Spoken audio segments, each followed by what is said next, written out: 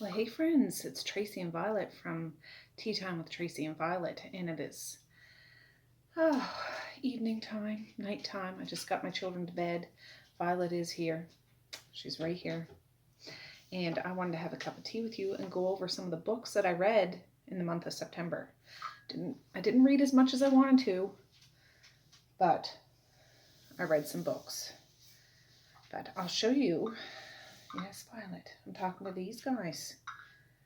Yes, I am. I'll show you this beautiful lady. I have cups that kind of look like her, but she's one of a kind, believe me. Yeah. The thing about her, she looks like this is just her fancy dress, which it is. But pow, look at that. Look at that. Yeah. She's got tricks up her sleeve. But see her solid gold down there, gold around the top, solid gold right up at her shoulder pad. There's no gold down here, but there's gold on the sides. So this is her skirt, her pedestal. Beautiful. And this is Queen Anne Bone China, England, and it has a number written with like a, not a Sharpie marker, but some sort of a marker that's baked in. So it must be a certain amount that were made. I don't know. And I'm using this teapot. I've had this one out before when I first started this channel. Oh, somebody's coming downstairs. And I have a matching creamer. I'm having Earl Grey tea. Just a minute. All right, so yes, I'm having some Earl Grey tea tonight. So I like to have a little bit of milk in my Earl Grey. And I just want to go over some of the books that I've read. Oh, there's one I'm missing. Is there? No. I don't know. I read so many like horror books in August and September. Like I get them all twisted which month I read them in. So these are the ones I think I read this month. Yeah. Anyways, let's just have a little snort off of here. It's good and hot. I like a good cup of tea that's super hot. Burn your face off hot, but that's why you just sip it. Delicious.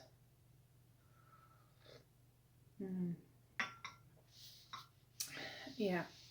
So I have some review videos coming out for some of these books the first few days in October, so I'm not going to go right into great detail about these. But yeah, the first one is Kin by Keelan Patrick Burke. And I have to say this is a phenomenal book. I really, really, really liked it. It is pretty brutal and gruesome, and I will get into more of it. I did a reading vlog with this one. I'm trying out reading vlogs. I see people do reading vlogs, like check in during the day and show little blips of what they do. But basically this is about a family, a crazy family that, well, pretty much kidnaps people, mutilates, tortures, and devours them. And they're crazy. That's all I'll say about that. But lunatics, I'm telling you. But this kept me going. I read this like in 2 days or something like that. And I could have read it all in one day if I didn't have a family to take care of, if you know what I'm saying. It was chock block full of action, and I loved it. So, anyways, this one. Hex by Thomas Old Houvelt. I don't know if I'm saying his last name right, but yeah. Hex. I read this one. This one isn't too bad. I enjoyed it, but I've seen a lot of people talking about this book, and a lot of people said they didn't like the ending, but it was scary. I didn't find this very scary at all. I almost thought it was like a young adult book, honestly, but maybe it's just whatever. The ending, when it kicked it up a notch to make it more adult humor, or horror, not humor. God. Basically what this is about a small town, just a small isolated town. It's on, where the heck is it? New York State? I don't know. But a town, and it has a 300-year-old curse. This witch that had been killed 300 years ago cursed this village. Anyways, this town is haunted by this witch that doesn't speak. She has her eyes and her lips sewed up, and she can appear anywheres in this town at any time, any given time. And when I say anywheres, you could be sitting around your table eating supper, and then she's standing there. But all she does is stand. She can't talk. She doesn't move. She just poofs, appears, poofs, disappears. Sometimes she is seen walking around town, but yeah. So it's a little eerie, but I enjoyed it. I did enjoy it. So anyways, Hex. Have any of you guys read this? I would recommend it, yes, but it's not going to scare the pants off you. This didn't really scare the pants off you, but it wasn't supernatural at all. Like, people are scary. Paranormal, witches don't scare me. Ghosts, demons don't scare me. People scare me. So this wasn't really scary, but kind of disturbing, but in a good way, even though it was really terrible stuff that went on. But for a fictional book, it was good. This was good. I didn't find it overly scary at all. The very end, I didn't mind the ending, because it's one of those that just stop like that. I don't mind endings. Get out of my little magic cupboard. No. But this is a translated work too. I believe the author's Dutch, and it was translated over to English. And I guess the Dutch version of this, the ending is different, which I don't even know what that ending is. I would love to know, though. Just love to know. So, Violet. I read Shirley Jackson's The Haunting of Hill House. And I read this because last year, or the year before, whenever it was released on Netflix, The Haunting of Hill House. Violet, Anastasia, come here. She'll jump up on the table to see if there's anything. All right, so this is a really good book. I didn't know what to expect from the book. It's not like the show at all. I really liked the show. I really, really liked the show. Some people liked it, some people didn't. But this isn't that. I see elements of the two, but it's basically, well, most people know the story of The Haunting of Hill House, but the doctor, God, I can't even think of the, Dr. Montague, he's an occult scholar, was looking for solid evidence of a haunting. He invited a certain amount of people there to live for a month, or was it a month? Specific people, and to see if things were to happen there. I would recommend it, yes. Not scary in the sense like it's gonna scare the pants off you. It's more atmospheric to me. I did see the old movie, like I think 1963. It's on Amazon Prime.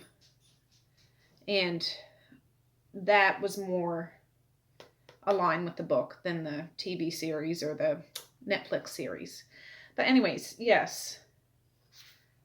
Read The Haunting of Hill House. And I would recommend it. Yes, it's something, if you like horror, this is like a basic one in the sense that a staple of horror kind of thing. And it's a female author, so that's a bonus too.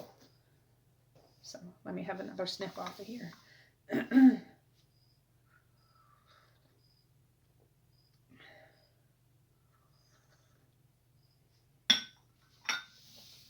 All right. I do have a video for Hex and Kin coming out. And I think I already did a video of this and posted it. No One Gets Out Alive. I read this the beginning of September.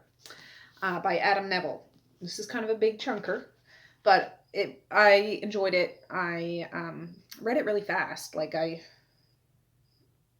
3 days. Like I could read it. Some big books I can read super fast. Some little books might take me a week, like 3 days, a week, just because it depends on what's going on in my life, how the story's going, if it's going to draw me back, I gotta find out. Anyways, this one I read really fast. Some of it was repetitive at the first half of it, but I didn't mind that. It was fine. I can't remember if I posted my review on this yet or not. Not review, but book chat. I think I did. But basically it's about this girl, Stephanie. She's really hard down on her luck, like super hard. She has no family. She has no money. She is scrounging for work. She works for a temp agency, so she gets up piddly little jobs here and there, and it's just on a whim. She's really scant, so she scratched up whatever little bit of money she has, and this fella says he has this place to rent. It's a beautiful place, only female renters, it's safe, at a really cheap price, like 40 quid a week. So she went down and gave a month's worth to hold this room because it's a really good price, and she doesn't have no money. And it goes to hell in a handbasket after that, is all I'll say. Check out my little book chat. It's, I don't really do reviews. I just give you my thoughts on it, talk about the book a bit. But a lot of people found this super scary. And I didn't find it scary. Like the paranormal in this, there's a lot of paranormal in this. This is kind of a heavy book in regards to some subject matter, because the people in this, they're the nasty buggers, okay? They're the scary ones to me. People are, the gentlemen in this are just, no. But I can see if people are scared by paranormal things, where this might be super frightening. But I would recommend this too. I enjoyed it. It was very entertaining. And yeah, check it out. I just finished this one. I'm actually going to do a video after I'm done this one to talk about this book. This book was first published in 1979, and I have never read anything by John Shirley, and I don't know what to think about this book. It is a weird, erotic, horror, disturbing, but really well-written book. The subject matter in this is not appropriate, but the writing in this, it was so easy to read. Like, it wasn't even, not like childlike, it certainly wasn't. His style of writing was amazing to me, but the story was bonkers to me, and not everybody's cup of tea, not anybody's cup of tea, but it's part bizarro, part, I don't know what cosmic horror is, but it has to do with Dracula sends out a letter to his son. His son has never met, didn't know who his father was. His name is Vlad as well. But Dracula is a nasty guy in here, and he sets loose on the city of where they are a rape epidemic, like state of emergency. He has the power to, and I won't get into more of that. I will talk about it in my book chat. I'm just saying, whackers, crackers, bananas. I really like the style of writing. The subject matter was like, what the hell am I reading? Like, what? Anyways, but I like stuff that throws me for a loop. So, sexual assault for sure. Bizarro things for sure. Yeah, anyways, Dracula in Love. I think I got this just because of all the weird comments or reviews. I didn't even see anybody on YouTube talking about this. I seen this on Amazon, and people saying how strange and weird this was. I'm like, oh God, I gotta check that out. I gotta check that out. So I don't know if I recommend it or not. I enjoyed my reading experience. And I'd like to check out more of his stuff. I'm not into the bizarro stuff so much, I've come to realize. Or at least I haven't come across one that really tickles my fancy. So, anyways, read that one. And that's all I read this month. The last two were on my list or books to read. Yeah. I'm just trying to think if there was another one that I read. I feel like there is, but I can't remember. Just a minute, one of my children are coming down again. What are you doing, Violet? All right, yeah. I didn't get a chance to read Hell House by Richard Matheson. And I read, a lot of people talk about this book. You got to read this book. If you're into horror, you got to read this. And I do plan on reading it. I just didn't have enough time to read it. Some of these books were kind of big books, and if you don't follow me on my other channel, I got a house full of people, and a house to manage, and Violet is my sidekick. She can only do so much. She's currently playing with the couch cushion. Violet, you got a whole toy box of toys. Anyways, I do plan on reading this. I don't know whether I'm going to read this in October or not.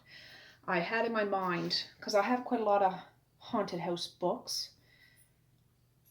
I don't want all of October to be haunted house books because I got other horror books that I want to read. So I might block off a chunk of time this winter to focus on my haunted house books, because I can read horror any time of the year. If I want to. I can do what I want. I'm a grown-up. I can do what I want. So, anyways, Hell House. The last one this is another haunted house book. The Book of Accidents. I didn't get a chance to read this one. It's a big one. I don't think it would be too hard to read. I just didn't have time. I just ran out of time. So another haunted house book. This would fall under that category. I might read one or two haunted house books next month. But for now, I'm going to shelf these. They're not going nowheres, and I love haunted house stories. So, yeah, I just didn't make it to these ones, but that's my reading wrap up. I do plan on trying to compile a to-be-read pile in October. I'm not really that good at sticking to TBR piles because I'm more of a mood reader. It all depends on what I feel like reading. I might read 2 horror books and then a romance book, it all depends, but I like to sort my books and look at them and make goals. So I might have a pile of 20 books and maybe only read 8 of the books, but at least I have the variety to pick from that I, at the moment, felt like I wanted to read. So, anyways, with that, I'm going to say peace, love, and happiness today and every single day. Please like, share, and subscribe if you so choose, but if not, that's okay too. I still love ya.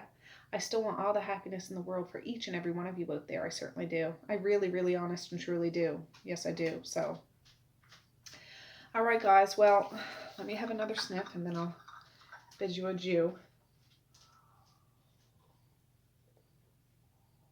I have this whole pot, so I'm going to make videos and talk about books until I'm done this pot of tea, because I've got a lot of things to catch up on. So, anyways, have a good night. Or have a good morning. And I might see you tomorrow. Bye. Bloop.